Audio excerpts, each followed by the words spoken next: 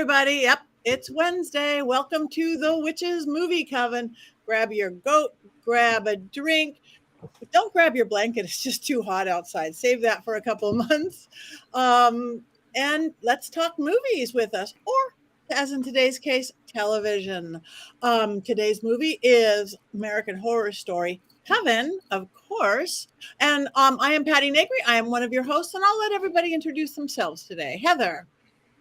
Well, I was just adjusting my camera, which fell, but hi, I'm Heather Greene, and I am the author of Lights, Camera, Witchcraft, which is a study and look at witches in movies and television from the early 1900s, from Hollywood's birth till today.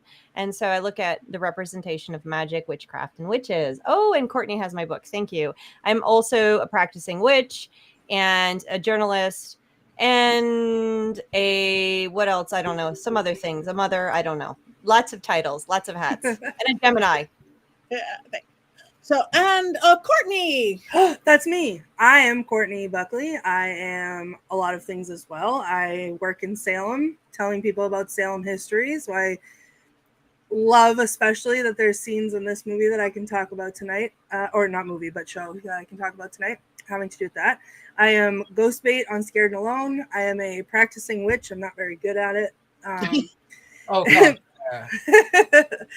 am not the Supreme, I'll tell you that much. And I stream horror games on Twitch. Where you can find me on the Themes on Twitch, and I will be doing that later tonight as well. Perfect. Thank you. Richard-Lael. Yes, that is right. I am Richard-Lael. That is one name, not two. If I were just Richard, I'd be it. Anyway, I will say that I am known as the Gentleman Psychic. I am currently getting ready to move down south to New Orleans, and I have a slight bone to pick with Disney for stealing my look, but we'll get into that a little bit later, maybe. Maybe we'll do it right now. Anyway, the Haunted Mansion, Daniel Levy steals my look. Not this particular one, True. But I watched the thing, and I went, oh my goodness, that fellow with that handsome mustache and the tilted hat and all in black, he looks very familiar. Oh, right. Psychic, medium, ghost hunter, paranormal expert, Haunted Mansion. Oh, yeah. I wonder who that was inspired by. You know, imitation is the highest form of flattery, Richard-Lael. That is very true. That is very true. So there That you is go. very true. It's even better when it comes with a check. That's exactly. All right. I'm Jason. I'm Jason. I'm the prodigal son. I had 2 weeks off. I've missed being here so much. I've written 9 witchcraft books and edited a 10th, which just came out. I'm a practicing witch, and like Courtney, sometimes I don't think I'm a very good one either, but there's no right or wrong way to do all of this. I'm so excited to be here tonight talking about one of my least favorite television shows of all time. Oh, yes! Shots have been fired from the start. Shots have been fired. How are you going to come back after 2 weeks like that? We maybe have to replace you. You know what? No. Okay. I have to say, Jason, I'm on your side on this one. I actually loved the first season, the first couple of seasons. By season 4 or 5, I was so over it. And this is one of the ones that I never watched this season because I was just so over it. Oh, you guys. Okay, well, this is going to be a fun one. Again, thank you, everybody. Again, I'm Patti Negri. I, too, am a practicing witch, but I'm good because I put that in my title. Good. You might know me from The Witching Hour, my podcast with the same producer who is here, and everything else. So let's talk Coven. I had only watched little bits of it way back when. It's like, oh, the Stevie Nicks episode or this or that. And I watched almost the whole thing in this past week in the wee hours of the night. Who wants to? Oh, Heather, do you want to give us? Is this in your book? Is this something that's not in your expert? It is. Okay. No, it is. It's an American TV show. It definitely fits in, and I do talk about it. There's so many things that this episode that we could talk about.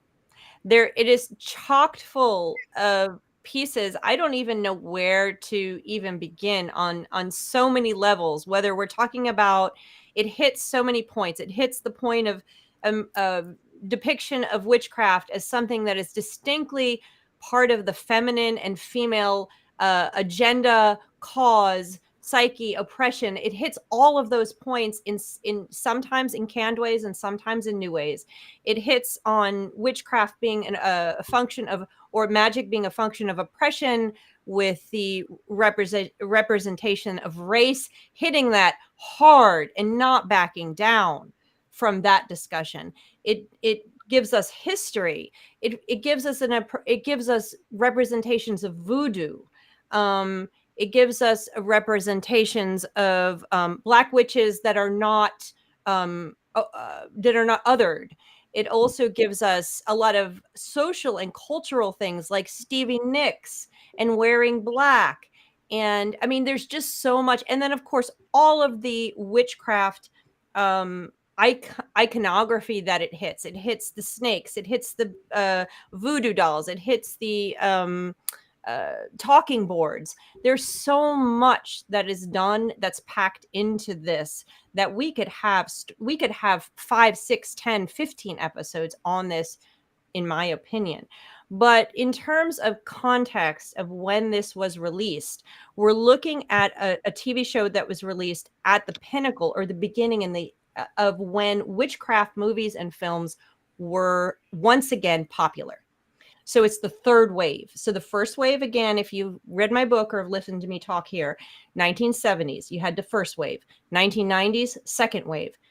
2010s is the third wave. And it parallels upheaval in our country, political, cultural. Think of the BLM movement. Think of the Women's March. Think of all the stuff that was happening by 2012, 2013. So you have that happening.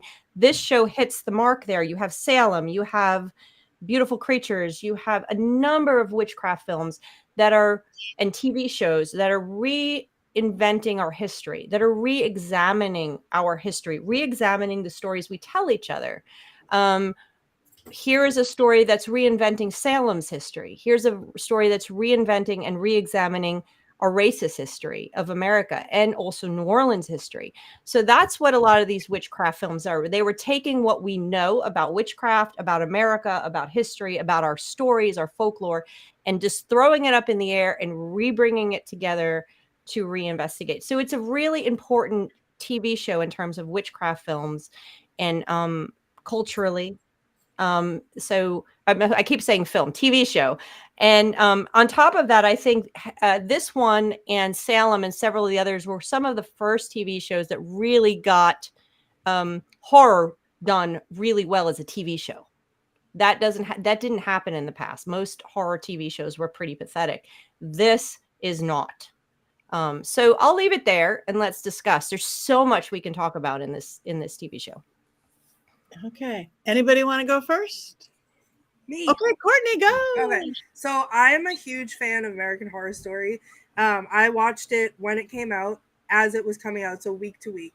When the first season came out, I remember I couldn't decide if I liked it at first or if I was just like, it was like watching like a train wreck almost, because I couldn't believe that they were putting this on TV. And then because of how like horrifying it was. And then I also couldn't believe that the person who created that is the same person that created Glee. So I could not calculate that in my mind. So I didn't know for several episodes if I liked it or not. But as I think it was Haley said in the comments there, like it's such a cool concept that they use the same actors and every season is a different story. And then there's little bits that weave in and out, that kind of connect them. So as a whole, I love American Horror Story. This was not my favorite season. I have a lot of, I think that it was really like the cast, it's like a powerhouse. Like the cast was great. Amazing. Yeah. Yeah. Mm-hmm. There was definitely points and stories that were told within this season that were fantastic. I also, I've spoken about this before, how much it irks me when films or TV use the Salem trope and get it wrong, like really wrong. This, to me, there was some bits and pieces to that irked me, but on the whole, they changed it enough and made it part of their own story enough that I felt like, all right, it's a twist on history, so that didn't bother me a lot. But I do feel like after a certain point in time, like this was 13 episodes long, and maybe watching it week to week, I don't remember how I felt when I was watching it week to week. I think I liked it better because watching it, like binge watching it, it was a lot of the same thing over and over again throughout the whole season. It was Fiona trying to kill somebody. It was this person trying to kill somebody. It was, you know, then the Axeman came in, and that was a whole, like, that was interesting, and that was a whole new thing, you know. And I know, you know, they got a lot of the history wrong, and I know that, you know, there was a lot to that too. I did enjoy seeing, you know, some of the New Orleans history in their interpretation of it. But again, it was the same thing over and over again through 13 episodes. I also have to say that I have a contrary opinion to what a lot of people online feel. My favorite season of all time, and I'm interested to hear all of you guys, if you've seen the show throughout, what your favorite season is too, and in the chat. My favorite season of the whole series was Roanoke. So this was very different from Roanoke, I feel like, and so I think it just didn't capture me, and this came right after Asylum, and Asylum was so good in my mind that this just didn't hit. Yeah, it didn't hit the, like, they had set the bar. AHS had set the bar with the first 2 seasons, and this just did not, for me, hit the bar in the right way. Ryan Murphy and the whole American Horror Story thing always starts really, really well. The first couple of episodes grab you, you're hooked, and let's be honest, the cast is the best part of all of these seasons, I think, really. But by episode 4, they kind of lose the plot, and they like, the story could probably be told in maybe 6 episodes, and it just stretches on and on and on, and all these characters in every season of the show just kind of show up, and then they disappear, and there are plot threads thrown out, and you're like, wow, that could be really interesting, and it's solved in 20 minutes, and then they forget about it or something. The storytelling, I think, in all of these shows is not what I want it to be. The ideas at the beginning are great, but they never quite stick the landing. And I'm kind of like Richard-Lael. I liked the first couple seasons, and I watched, even though I think all of those criticisms are valid at the start. But after a while, I just kind of gave up on it because I knew it wasn't going to go anywhere that I was going to find interesting. And I think American Horror Story, out of all of the seasons, really suffers from that the most, which I will talk about later. I think to that point too, like you just said, they could wrap it up in like half the amount of episodes. Well, they did that in double feature, and I realized that was like a COVID production, so I understand why it was that way. But double feature is the only one that I was like, no, like there's not enough. It could have been 2 separate seasons, and they would have been cool. And then, but like it wasn't enough to like get me drawn in and feel resolved at the end, I feel like. Thank you. Richard-Lael? Well, you know, I have to admit, I'm so busy packing that I watched a couple of episodes. I watched a lot of recaps. I didn't get to finish the whole thing. I don't know if it was because I was busy or if it was because I really just didn't want to watch it. I don't know why. I was not into it. And you know, and when I've got so many other things on my mind, it was really hard to get into it. However, I will say that it was really lovely to see what was his name? Leslie Jordan. Mm-hmm. Yeah. That was really lovely. And it made a little bit of, and I knew him briefly, but he knew people that I knew. And when I encountered him, I was dressed as a 7-foot tall rabbit. And it was Leslie Jordan. And I went to him and I leaned over and I whispered a line from Sordid Lives. I'm not going to say the line because this is a family-friendly show, but it's the one where he's leaving the asylum and he yells at the security guard, "Can you smell now?" That's all I'll say. That's all I'll say to that. And I lean over, I say this line to him, and he says, "Oh my Lord, how did you know that film? That was so long ago." The impression is perfect. Yes, Yeah. And I loved it that when Jessica Lange enters the room and they've been summoned, and she says, "Hello, you old queen. What was it? You bitter old queen," or something along the lines. Just it made me cackle. Mm-hmm. Mm-hmm. Okay, thank you. Okay. I'm going to go next because I really liked it. Again, I'm not a big TV watcher, so Courtney, to speak to you, I hardly saw any of the other seasons. And this week I watched this one, and I would only, because this one was the witchy one, I watched this one more than any of the others before that. But I watched them, within a few days straight through. And I didn't get bored or anything like that because it was that day in the life and watching it. It always kept interesting. And like everybody's saying, Jessica Lange is so amazing. I think the entire cast, how can you not? And the richness of how the sets and everything and the color and the place and all that. It was just, again, it was art, and then they'd go do something like slice of a snake or a goat, and I just can't handle that. I just can't handle the animal thing. I really can't. I have to, like a child, hide my eyes.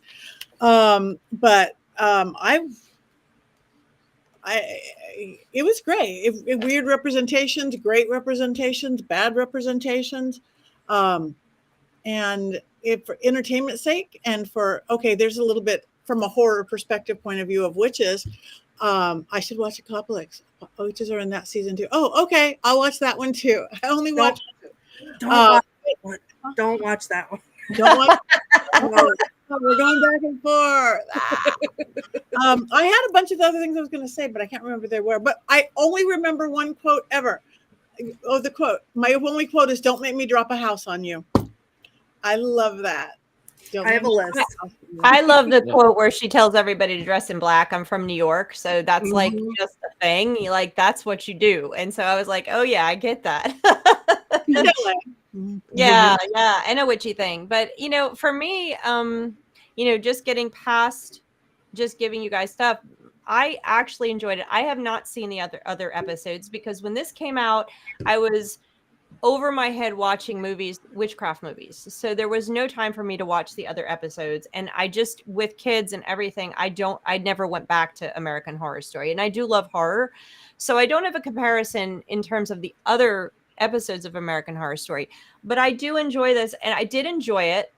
Is it my favorite TV show ever? No, of course not. Although I do absolutely love Jessica Lange. But like I've often said on this show is that a lot of the TV shows, and from a film historian perspective, from a student of pop culture witchcraft and the representation, this TV show is very important. And it's just like some other ones that are way worse than this, in terms of, I will never watch some of the TV shows that I've seen again, unless we review them here, or movies. But this one is entertaining enough, but it's the way they were able to pull so many pieces and tidbits of witchcraft lore from all over, whether it's Salem's history. No, they didn't get everything right, but they didn't burn witches.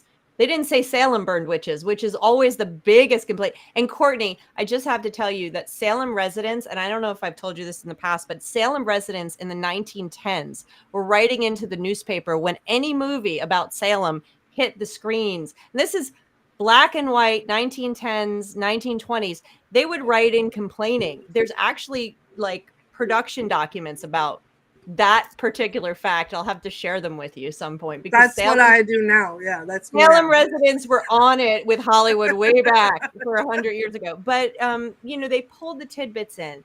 They were able to capture the conflict and the diversity of witchcraft that no other show involving teens has ever done prior. And that's what I focused on in my book for this particular show, is that if we were to compare, for example, Rochelle in The Craft, who was really the first major black witch, teen witch, who wasn't othered, and Queenie in this one, you're looking at a huge step forward in representation. So that's what I focused on in my book, because you look at the way they did this, and there is Queenie at the end there. You're talking about, and I have quotes in my book because I like to quote women of color on this topic, witches of color on this topic. is you're looking at a huge step forward in representation, and these are the pieces that I focus on when I see this movie. And I had fun. I'm going to be completely honest with everyone. I don't like zombies. So the episodes that had zombies, I'm like, I'm out. I am totally out. I don't do zombies. I'll do zombies witches. either. I hate zombies. I'm like, I do not do, I'll do vampires. I'll do animal sacrifice, witchcraft. No zombies, thank you. But you know what? Like band? Zoe coming out with the chainsaw with the zombies, I was like, oh, I can do zombies like this. Yeah, she was great, and the zombies were great zombies. I mean, for so many of them, they were great zombies. I will take zombies any day over animal sacrifice. Well, I don't do zombies because I lived in Hollywood. Oh, Boom, boom. are you saying Patty's a zombie? Because that's just not true. No, because Look out!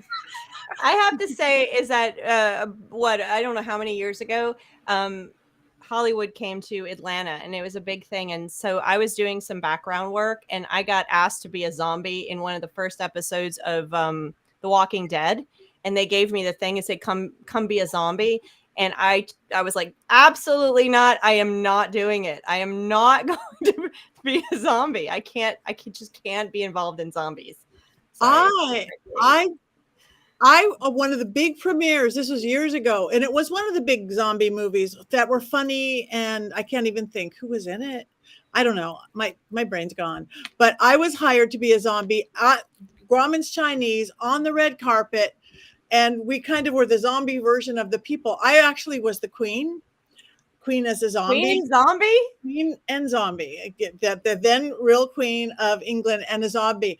And we were like walking around in the red carpet. And we'd get behind the celebrities who were on the carpet. And this is what they wanted us to do, and just be behind them. And the poor paparazzis were like, move away, zombie, move away. It was so fun. Oh, Jason Zombie. And then I kept imitating the poses of the cute little girls on the carpet. It was fun. That's awesome. That is awesome. But this actually came out on the heels of the popularity of zombies. So it's not, they threw that in too. And that's the crazy part of this actual series, this Coven, is that they were throwing in so much.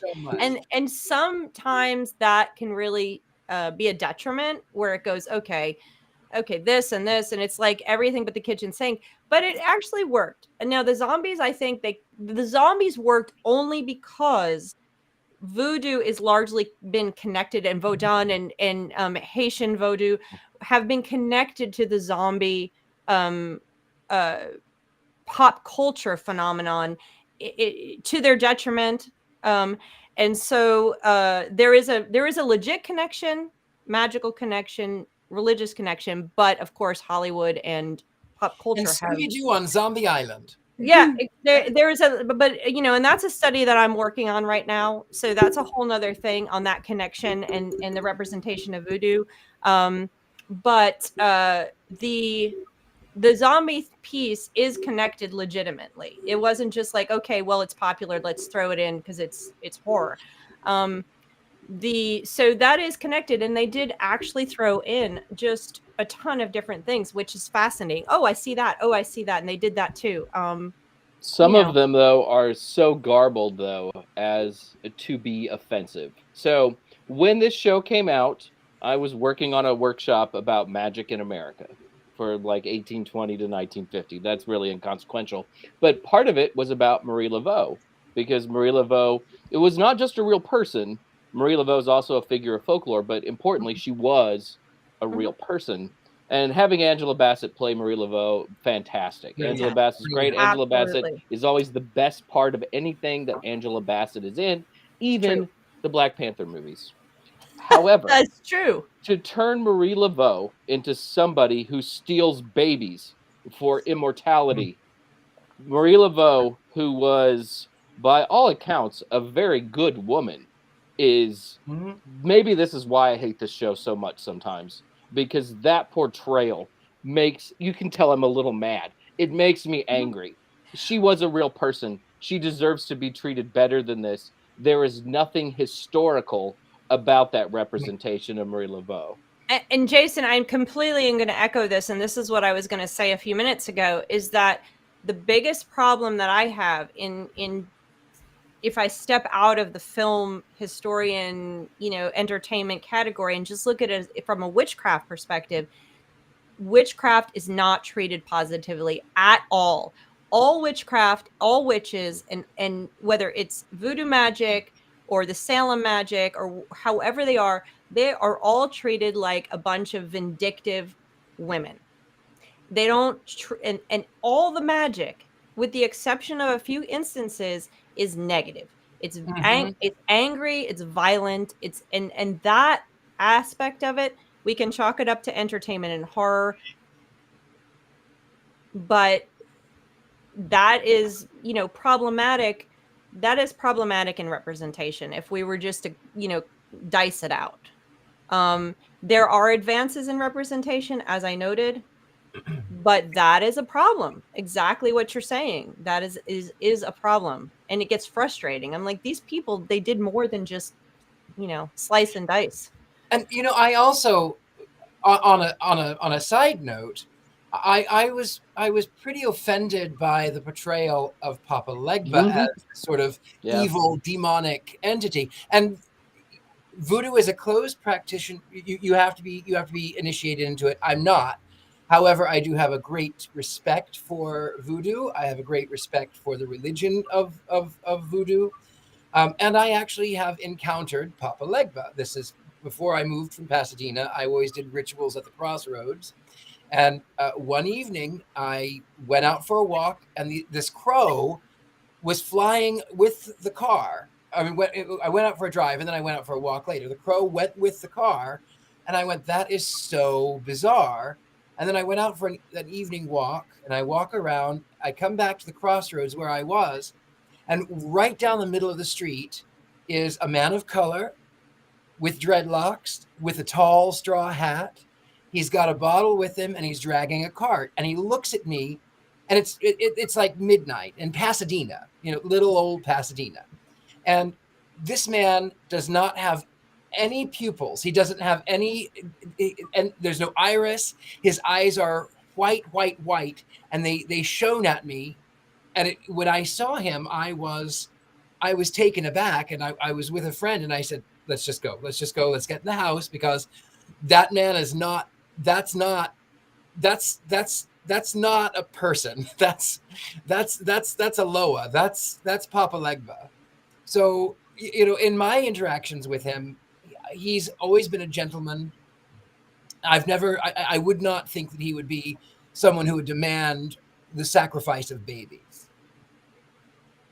When we were watching the show, I was complaining about the Papa Legba depiction with my wife, and my wife just said, "Don't worry, they'll pay for that, Jason." And so I took some solace in that while I was watching the show. But I mean, they really tried to turn Papa Legba into the Christian devil, and it's really unfair. And I think Heather's talked about this on our show before. And if a religion's going to be vilified, it's almost always voodoo. Yeah, and this is the study that I just began, and I keep mentioning it, and it's going to be a long way off because I have to do it in between all the other things I do. But this is the next thing, because when I wrote the witchcraft book, the representation of voodoo and Vodun and Vodou and all the variations of the ATRs, and ATR stands for African Tradition Religion, that we experience here in the United States, that are part of our culture. They have been terribly maligned since day one, and I could give you the history of when that started. It was around the 30s, and you can see that, and I mention it here and there in the book because it's and someone asked, well, why didn't you include it? Because that deserves its own book, for the very reasons we're talking about it, and that's what I've started. And so the progression and the representation of voodoo and magic and religion from Haiti or from other regions that practice that have ATRs as a center, or New Orleans voodoo, as we call it, are only recently, probably in the past 10 years, really starting to be represented as a positive type of magic, and that includes hoodoo as well. in this TV show, we see it represented strongly within the concept of oppression and racism, which is unique, which is something. But it is not representative. It's not represented, like you guys say, as something that is not angry or that is very negative and violent, just like witchcraft from Salem is the same type of witchcraft. It's all representative as vindictive, angry, and violent. And is that a function? Again, that's a question I have. Is it a function of being a horror show, or is it just, what they did? But that's what that's what disappointed me. We didn't see the more positive aspects of voodoo, the peaceful stuff, the healing, the family, the culture, as well as the witchcraft. We don't ever really see that. And that's what I would have liked to see a little bit more, just to balance it out. Absolutely. And even Heather, on that point of seeing more of the healing, Queenie she says she's a human voodoo doll, and she stabs herself with a fork, and it prevents this other witch, Montgomery, which is funny for many reasons. Elizabeth Montgomery, it's funny, but she stabs herself with a fork, and she's, oh yeah, well I'm a human voodoo doll. How does that really work? Number one, and number two, when one would have a voodoo doll, typically you would go to the practitioner and you would say, my neck really hurts right here. And so you would have a voodoo doll of yourself that would be representational of you. And they would take a pin, and that's not the pin I was after, but they would take a pin and they would put it in that voodoo doll so that they could focus that energy into that point. So then you would go back to the voodoo practitioner and they would say, oh, actually my neck feels better now. Now it's my left leg. Okay, well, let's put a pin there. We'll focus some energy on that. We'll change the energy around. So really that's the whole purpose of the voodoo doll. It's not some 1930s horror thing. And Patty's got her voodoo doll. That's just puppet. This is a puppet. Yeah, I just made this from a napkin the other day. It's a napkin, but I could stick things in it. I think it's interesting, and I think the sharing of there she is doing the symbols and the rituals. She is so beautiful in everything she does. The scenes with her are fantastic. And I love the depictions. I love that they were doing veves. I obviously am not a practitioner of voodoo, so I couldn't speak whether what she was doing with the veves were correct. I think we would have to turn to someone like Lilith Dorsey, who lives in New Orleans, and let's just give her a shout out, Lilith Dorsey, Voodoo Universe. She runs a blog. She's got a lot of books on voodoo. She's brilliant and a wonderful person. She would be the person who could tell us, along with a lot of other people who could tell us whether those veves were correct. But that was pretty cool to have that stuff in there. I don't feel like they depicted the Salem witchcraft British style magic as authentically or with as much depth. Most of that was just, I'm going to light something on fire. I'm going to make something move. You didn't really see the ceremony and ritual like you did. And that's an interesting point. Yeah, that is good. I will ask Lilith. I'm going to see her in a week and a half at Hex Fest. Awesome. Yay, can't wait. She's great. And she also went to NYU film school, so she knows a lot about movies too. So ask her. I will. I will say, when it comes to, just to switch gears for a second, when it comes to American Horror Story and having all of these little bits and pieces, little bits and bobs of everything all over the place, I feel like that's like what the whole thing is. Like every season, it's like you're in a tornado, like what is happening, and there's a new thing, and there's a new thing, and there's a new thing. And then sometimes they all come back together, and other times they don't, or we forget about them or whatever. And I think it's just like, I just want to clarify too, like, this was not my favorite season, but it definitely wasn't my least favorite season. Like, don't watch Apocalypse because that was terrible. But Apocalypse has Anton LaVey in it. It's actually kind of fun, but yes. I think it was the worst one. I kind of liked it. I'm with you, Jason. I kind of liked it, but I really loved Hotel. Because Hotel was good. I had just finished playing on television. I had just finished playing H.H. Holmes, so amazing. It was kind of nice to see. I gave up on it, like Jason, I think it was you who said that you gave up on it a little bit, but like I watched the first one, I watched Asylum, I watched Coven, Hotel Freak Show, I thought were all great, Roanoke, and then Cult went downhill for me. I think that was a little too raw and a little too real for the time that it came out. And then Apocalypse lost me entirely, and I couldn't understand. And then by the time 1985 came out, I did not want to watch it at all, and I didn't watch it like a year or so later. And 1985 actually ended up, I think because I had no expectations of it whatsoever, being one of my favorite seasons too. But I love that. Like, maybe it's my ADHD. I don't know. I love it when they throw every single thing at me. It's all different. It's all something new. I never know where it's going. And then the little connections happen throughout the way. Like, I think that captures my interest in a great way. Or 1984. Sorry. Thank you. But yeah, I think that's one of my favorite things as a fan of this series is that, you know, that's how it's done. And I think watching it from the beginning through, the first time watching it through, Coven grabbed my attention more than it did this time, because it was like, oh, who are the actors going to play, and what are their characters going to be, and like, where is this going to go? And it was intriguing in that way, but rewatching it, I feel like felt different. My wife has watched all of them, so even when I was not interested in a particular season, I was there the whole time because I had no choice. You know, so I feel like I have a pretty reasonable like handle on the show, you know, and really the reason I think most of us watch it is because of the casting and because of the acting in the show. I mean, I think when I was reading a lot of reviews of Coven, you always read the phrase "chew the scenery." You know, Jessica Lange and Angela Bassett are chewing the scenery. And even when I don't like a story on American Horror Story, or I, you know, don't like where things are going, I still appreciate the acting behind it all because it's so good.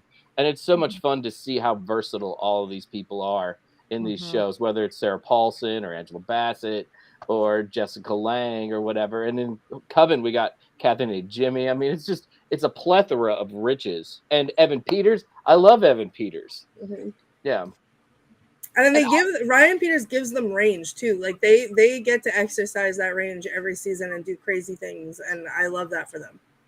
And Kathy Bates. Kathy Bates is brilliant. Kathy Bates, not Kathy and Jimmy. I've screwed up. Sorry. Yeah. Kathy Bates did not look like Madame Delphine Lulari in the least. There was no way she looked like her. She's brilliant. She was so brilliant, and I loved that. Sort of her punishment was that she got to watch The Magic Box with a black president. And then she was forced to be Queenie's maid, her personal maid. I thought that was just desserts. Yes, someone asks about H.H. Holmes. I was on a show called Elevator, where it was a game show. So we would take people to the slaughterhouse in LA, and then we would decorate the whole thing, 3 floors of horror. And then we would tell them a horror ghost story. And then we would stop the elevator. We'd say, get out. And then they would have to go through this sort of gauntlet of just horror things coming at them. And we did an episode on the murder castle of H.H. Holmes. And so I was cast as as this serial killer, H.H. Holmes. And, one of the funniest things I remember is that I had come downstairs. We had murdered off the other two people, and this woman is sent out into the darkness. And then they're saying, Andrea, go to the next light. She says, no. Andrea, go to the next light. And they shut the light off, so she has no choice. Now she's in the dark. So she goes to the next light, and I come down the stairs. And I'm humming Beautiful Dreamer, but in a horrible way. And I'm carrying this bucket of bones. And she drops it. She says, no. Lord Jesus, no. And they again, Andrea, go towards the light. I know that creepy man is there. No way. She goes into the game and she wins. And then she comes back out. They blindfold her so that she has to run back through to the gauntlet. She comes back around the corner. And I'm standing in the corner with a bone saw. And as she was headed back to the elevator, I go, and then the final round was she had to go through this maze and collect all the money. and she was alone. All of her her teammates were all killed off. And I hear her screaming the entire time, ah, ah, ah, ah! And I'm laughing. I can't help it. And she comes through the tunnel and she collapses. And I'm standing there laughing because it's funny. And she's fallen on her face. And she gets up and she makes it back to the elevator in just the nick of time as the clock ticks down. And then they yell, cut. Okay, they played the game. And then they had to go back through and pick up shots of where she, because they played the game for real, and then they did pickup shots. And I said, "Oh, go on." I was just gonna say, you're talking about the show, and I'm like, oh yeah, okay, this sounds fantastic. Like I would watch. I watched this when it was. Yeah, on. I was on 2 seasons of that show.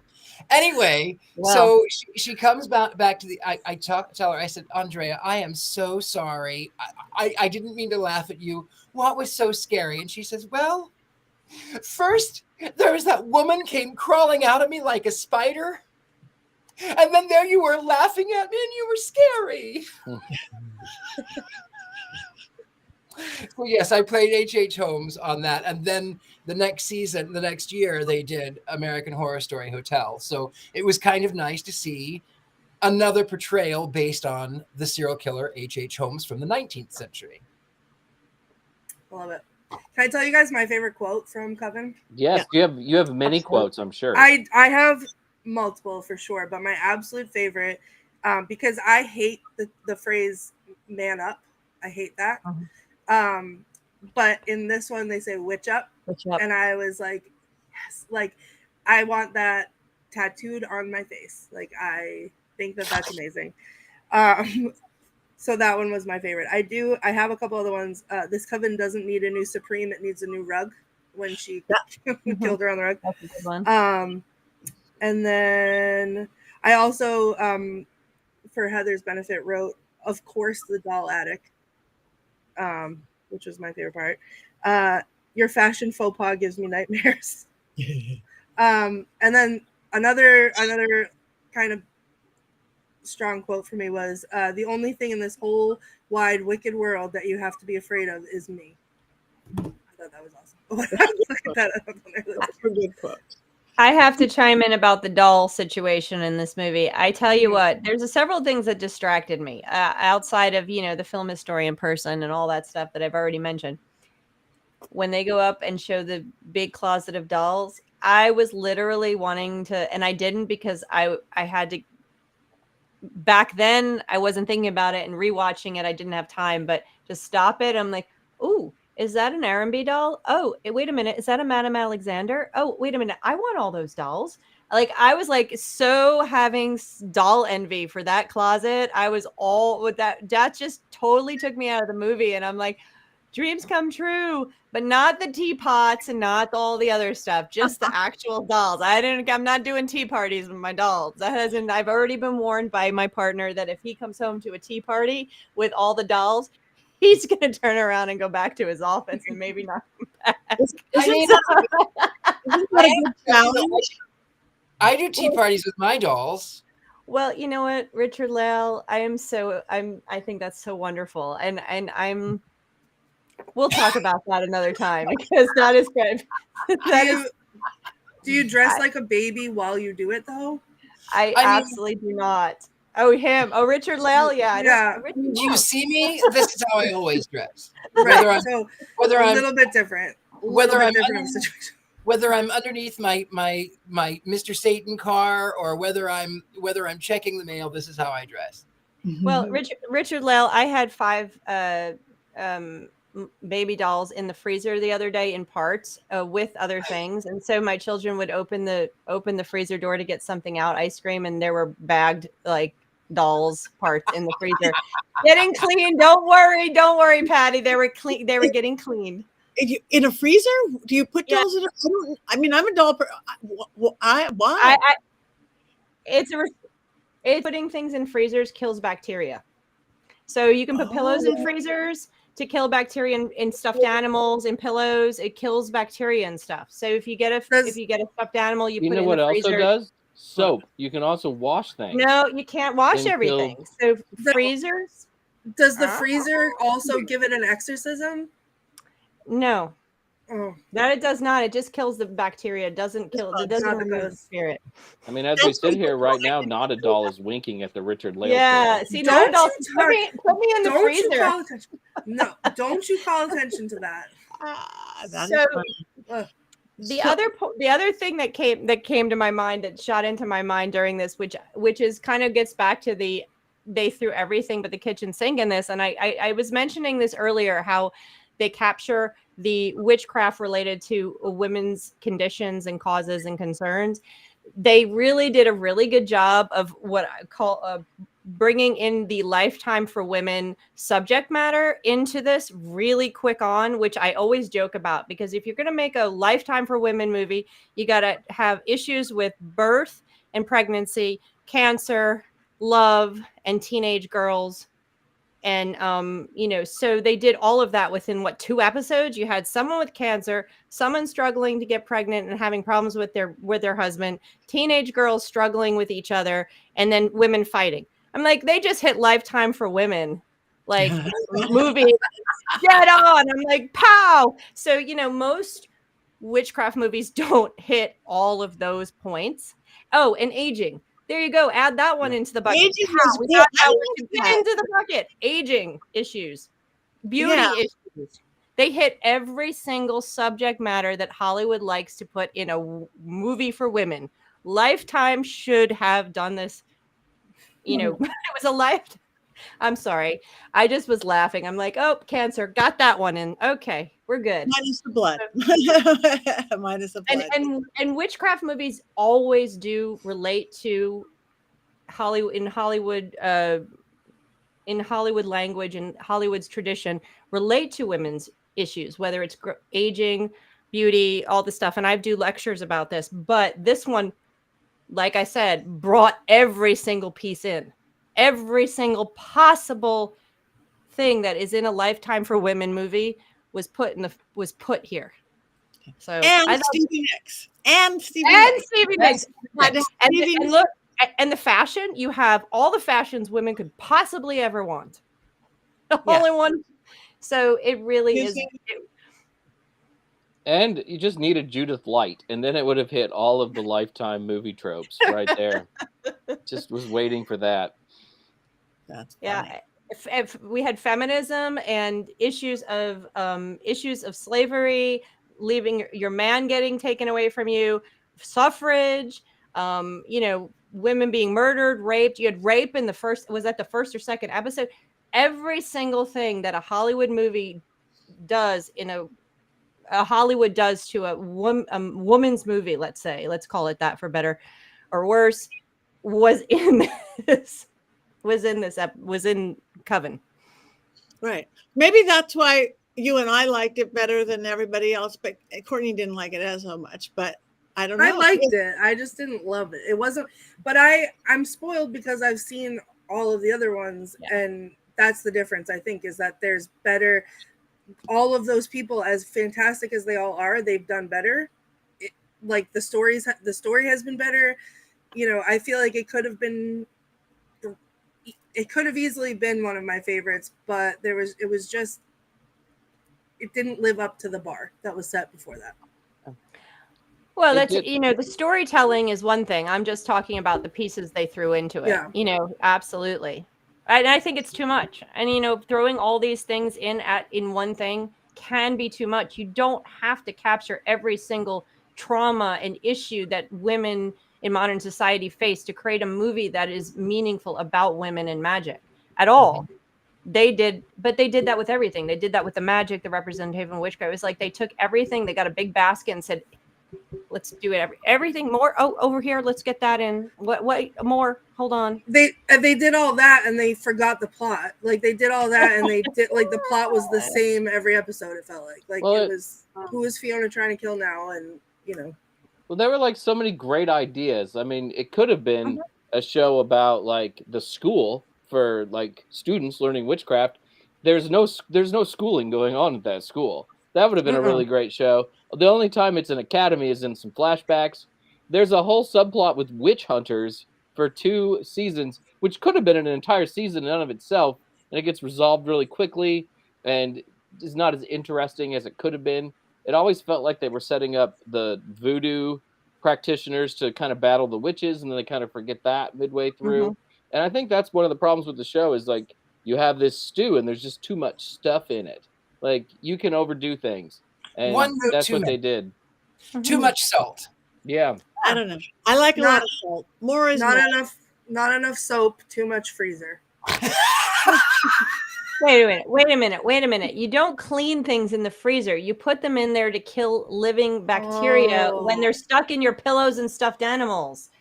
These dolls could not be washed. They had to be put in there to kill the mold that was on them. Okay. I'm not cleaning my dishes in the freezer. Is it the ectoplasm? Is it the ectoplasm you have to get off? No, there's no ectoplasm. No And ectoplasm.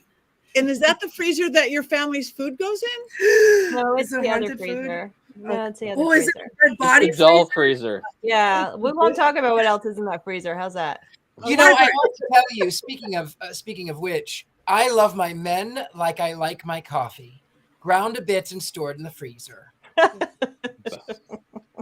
I love men like I like my tea, tied in a bag and stuffed underwater. Note to self: don't visit Richard-Lael. like whiskey aged in a barrel. All whiskey's aged in a Wait a barrel. minute. So I have support here from the thing. Dust mites. You want dust mites out of your stuffed animals? You have kids. This is a note from a mother of children. You have stuffed animals get dust mites and a bacteria. You want to clean them, wash them, stick them in the freezer. It kills them. Dust mites, pillows, all that stuff. That is what I'm doing, y'all. This was not some kind of like ectoplasm spell. But I also want the ghosts out. So how do I do that? You want the ghosts out? We can talk about that offline. We'll talk about the ritual for that, Courtney. We can talk about that. You better watch. Not a doll is listening. I know. I'm more worried about the Richard-Lael pillow coming to life. That's I am not worried that's about what that. frightens I would me. enjoy that. I can't keep my eyes off of it during the show. That is true. That is true. That is one sexy devil whose home I'm never visiting. His eyes are red. It's the best. He is good. All right. Well, I think we've I made a talked mistake. this through. Go on. I made a mistake and I got this. So this is the most frightening thing that I own, I think, because this is from a video game that I play. And I was like, oh yeah, I'll support the developer. I'll buy their special plush. And then this came and I was like, I regret every decision I've ever made. And I wish that I was not so impulsive. So he's the champion. You torture yourself, Courtney. I do. It's my own fault. It's my own fault. All right. Well, I guess it is time to vote. One's up, one's down, one's neutral, or all those places in the middle. And all of you guys are really active and fabulous today in the chat room. What do you think, American Horror Story Coven? One's up, one's down. Mm-hmm. Wow, up, neutral. Wow, that's pretty good. Better than I thought it was going to be. The performances are so good. The way this show looks is so good. I can't give it a thumbs down, even though I have problems with it because of those factors. Right. And if you've ever been to New Orleans, they shot some of this in New Orleans, and it really shows. And it's fun to watch. New Orleans. Yeah. I love New We got Orleans. wands up, we got horns up, we got sideways, we got everything. Thank you, guys. Well, we do know what we're going to watch next week, don't we? Mm-hmm. Oh, no. I'm so excited. So different from this. Maybe not. Maybe not, though. We don't know. The Muppets Wizard of Oz. So everybody's got to go look up, find your streaming service for The Muppets Wizard of Oz. Less killing snakes, I'm sure. Yeah. Yes. Yeah. One's up. So that is for next Wednesday. And everybody have anything coming up that they want to talk about, where they're going to be or anything like that? And if you guys, again, hi, Cindy, hi, Tabitha, hi, everybody in that thing. If you guys have things you want to suggest to us, suggest. We of the witchy movies and TV shows you guys want to see. So what do you have? Anything coming on for you, Courtney?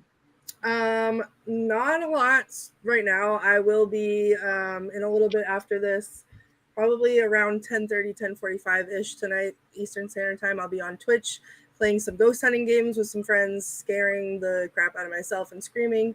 So that's always a fun time if you want to play along. So that's the themes on Twitch. And that's about it. Other than that, I'm enjoying my summer vacation, and I'm loving having time to watch all these witchy movies. Okay, thank you. Richard-Lael.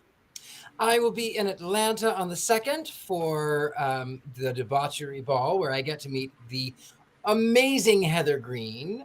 I will be in Youngstown, Ohio at the end of October, but in 3 days I'm moving to New Orleans. So watch out. The Big Easy has nothing on this Big Easy. I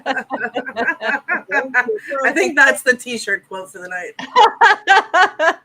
Okay, Jason. I will be at the Sacred Harvest Festival in Minnesota the second full week of August. So it's coming right up in 2 weeks. And I see a shout out says, please check out Sin City Witches. That's the Vegas Witches. They do a lot of stuff. They're great. I will be at Las Vegas Pagan Pride November 11th, I think, that weekend. So I'm really excited about that too.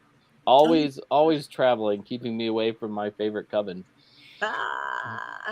Well, you can do it somewhere sometimes when you're away. Sometimes when I don't get yelled at by people like I did 2 weeks ago.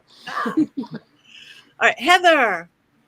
I have no travel plans. I am in Atlanta doing my normal thing. I get to work with on a daily basis wonderful witchy authors. Please go to my Facebook, Twitter, and my website, and you can see which books I worked on. I'm still trying to update my website, but I'm so busy with my authors.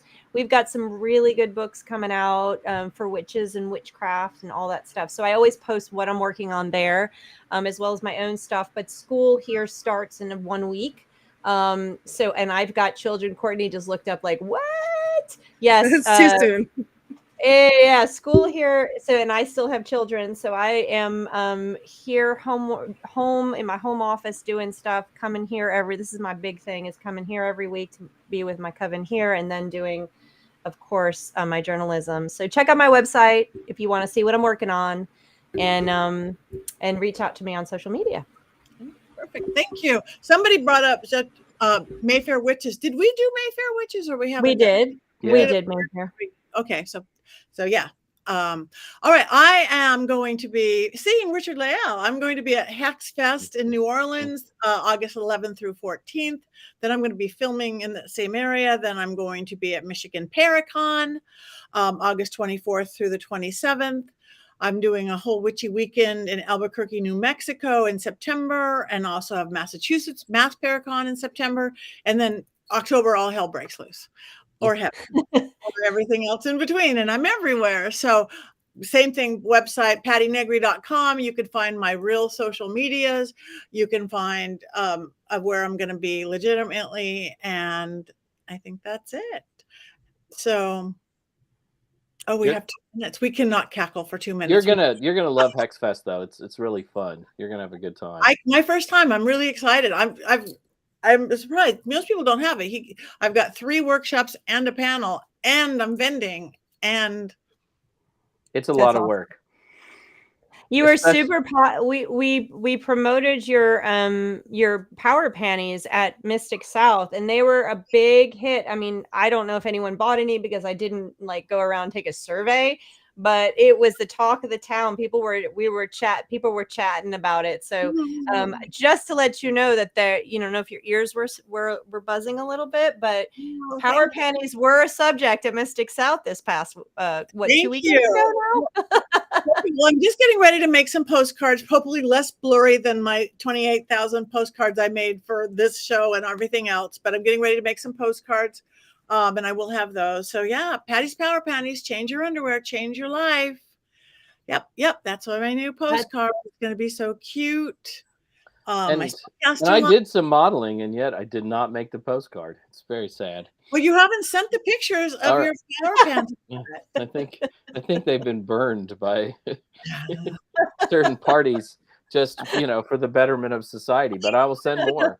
Love a picture of our panties. All right. Thank you, everybody. Please tell your friends about us if they like us going in witchy movies. We always agree on everything. We never agree on anything. And that's what's good about life, isn't it? You can happily disagree and laugh. And one more thing that we do besides laugh. What do witches do?